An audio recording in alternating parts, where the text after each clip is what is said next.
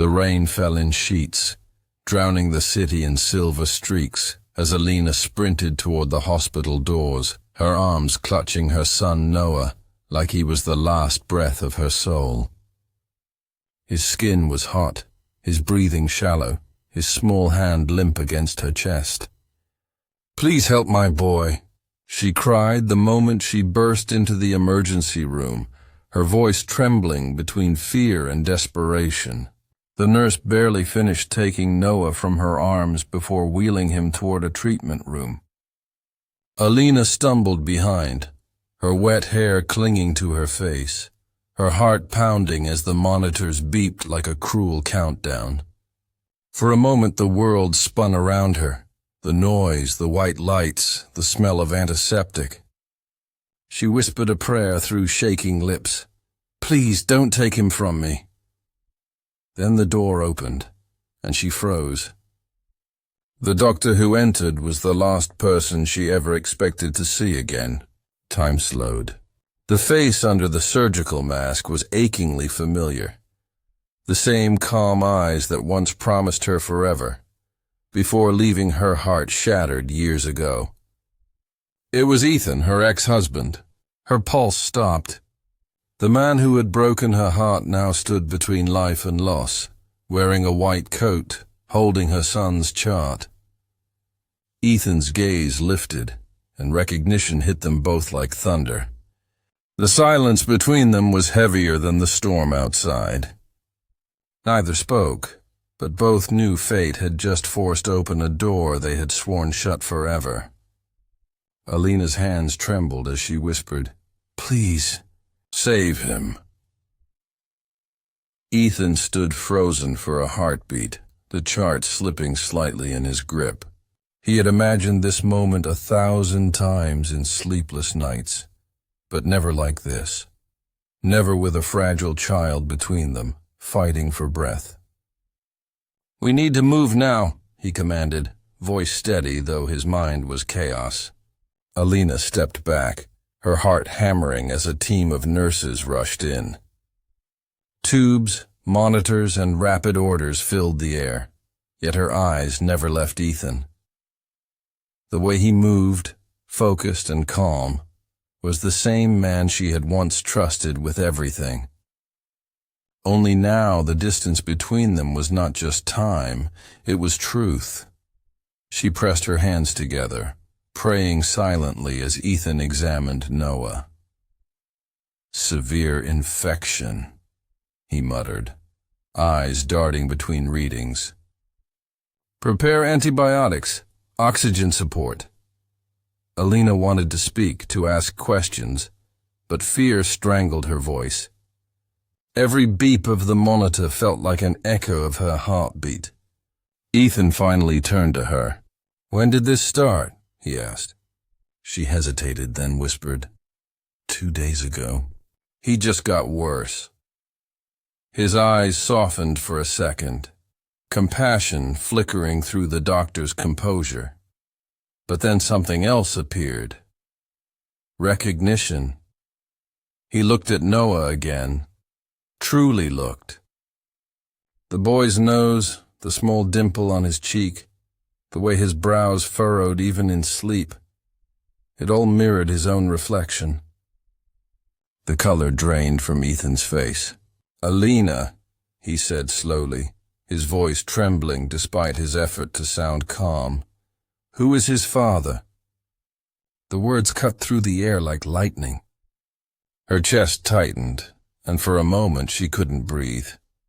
She had rehearsed this conversation countless times in her mind, but not here, not now, with her son lying helpless between them. Her throat ached as she whispered, "He's yours, Ethan." The room seemed to stop breathing. Ethan's eyes widened. He stumbled back as if struck by an invisible force. Every second stretched endlessly. He looked from Noah to Alina, disbelief turning into raw emotion. "Mine?" he said under his breath, unable to process the weight of it. Alina's eyes glistened with tears she'd held back for 5 long years. "I wanted to tell you," she said softly. But you walked away before I had the chance. Ethan closed his eyes, his hand gripping the edge of the bed as his mind spiraled between anger, regret, and overwhelming guilt. For the first time in years, the walls he'd built began to crumble, and the truth stood bare before him, a truth that would change both of their lives forever.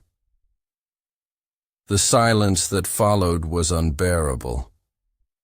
Machines hummed softly around them, but to Alina, the world had gone still. Ethan stood there, his eyes locked on Noah, as if trying to make sense of the years lost, the birthdays missed, the laughter he'd never heard. His throat tightened. He wanted to speak, but every word felt too small for the storm inside him. Finally, he whispered, "Why didn't you tell me?" His voice trembled, not with anger, but with something deeper, pain. Alina's hands fidgeted as she struggled for words. "You left, Ethan. You said we were done, that love wasn't enough." "I was alone, scared, and I didn't want to beg you to stay." Her words hung between them like shattered glass. Ethan stepped closer, his expression torn between guilt and disbelief. "I never stopped caring, Alina.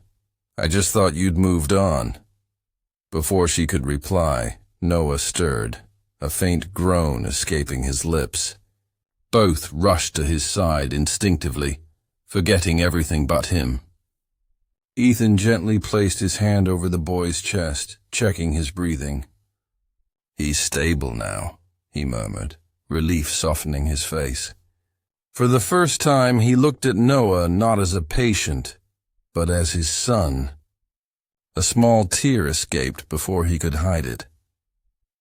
Alina watched him, her heart breaking all over again. The man she once loved was back, but so was the pain, the unfinished story, the second chance she wasn't sure she could handle. And deep down, she knew this night was only the beginning of everything that was about to change. The next morning, sunlight crept through the blinds, washing the hospital room in a pale gold glow. Noah slept peacefully for the first time in days, his tiny chest rising and falling steadily. Alina sat beside him, exhausted yet unable to rest. Every time she closed her eyes, the image of Ethan's face returned. The shock, the hurt, the questions left unsaid. She could still feel the weight of his gaze when she confessed the truth. Her heart ached with the knowledge that one night had changed everything. The door creaked softly, and Ethan walked in, holding a cup of coffee. He looked different. Calmer, yet distant. "He's recovering well," he said, keeping his tone professional, though his eyes lingered on both of them. Alina nodded, unable to meet his stare. Silence filled the space, fragile and heavy. Finally, Ethan spoke, his voice low but firm. "I missed 5 years of his life, Alina. 5 years I can't get back." His words weren't angry. They were full of quiet sorrow that cut deeper than shouting ever could. Alina's eyes welled up. "I didn't want to live in the past," she whispered. "I just wanted to protect him from pain." Ethan's jaw tightened. "And what about me? You protected me from being a father." His words hit her harder than she expected. For a moment, neither spoke. Then Noah stirred in his sleep, murmuring softly, "Mommy." Ethan's expression softened instantly. He reached out and gently adjusted the blanket over his son. Watching him, Alina saw the man she had once loved fiercely, the one who dreamed of a family, who promised forever. Somewhere beneath the pain, a flicker of that connection remained. She didn't know what the future held, but one thing was clear. The past they tried to bury was alive again, and neither of them could escape it now. Later that evening, the hospital lights dimmed, casting soft shadows across the room. Noah was asleep again, his tiny hand resting near Alina's. She sat in silence, lost in thought, until the door opened quietly. Ethan stepped in. No stethoscope, no chart. Just the man she once knew, the man whose absence had shaped her life. He stood there for a moment, unsure if he was welcome. "I couldn't leave without saying something," he said softly. Alina looked up, her eyes tired but calm. "You already said enough," she replied. He exhaled, running a hand through his hair. "I don't expect forgiveness, but I want to be here now, for him, and maybe, if you'll let me, for you." The sincerity in his voice made her chest tighten. For years she had imagined hearing those words, but now that they were real, she didn't know what to feel. Ethan took a cautious step closer. "He deserves both of us," he whispered. "Let me try to make things right." Alina's eyes met his, filled with hesitation and hope all at once. Outside, thunder rumbled softly, as if the world itself was holding its breath. Something in her heart shifted just slightly, toward forgiveness, toward the possibility of a new beginning neither of them had dared to believe in again. Days turned into weeks, and the hospital room that once echoed with fear slowly became a place of healing. Noah's laughter began to fill the air again, light and innocent, as if he sensed that his parents were finding their way back to something they both lost. Ethan often arrived early, helping with Noah's checkups, reading him stories, or just sitting quietly beside Alina. Each small moment stitched the broken pieces of their past into something fragile, yet beautiful.